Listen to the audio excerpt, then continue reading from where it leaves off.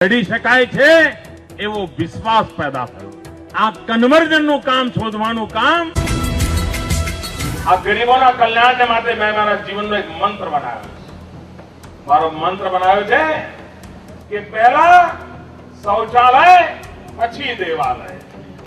અરે મંદિરો બનવા હતો તો પછી બનશે, પહેલા ગામડાના ઘરમાં ગરીબના ઘરમાં શૌચાલય બને અને ઘરમાં શૌચાલય બનશે તો ઘર પણ મંદિર જેવું બની જશે। અને તેથી પહેલા શૌચાલય ફિર આ સરકારે ચિરંજીવી યોજના કરી।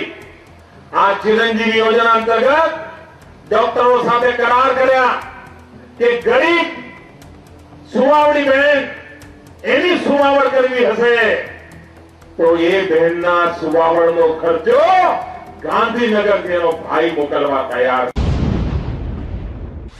આવાસો બનાવવાની યોજના હોય, શૌચાલયો બનાવવાની યોજના હોય, ગરીબો ભણે શાળાઓને રિપેરિંગ કરવાનું કામ હોય, ગરીબો ભણે એવી શાળાના ઓરડા વધારવાનું કામ હોય, ગરીબો ભણે એવા શિક્ષકોની સંખ્યા વધારવાનું કામ હોય, ગરીબ બાળકોના આરોગ્ય પરીક્ષણનું કામ હોય, ગરીબ ગણાઈને એટલી યોજનાઓ ગરીબોના કલ્યાણ માટે આ સરકાર ચલાવી રહી છે।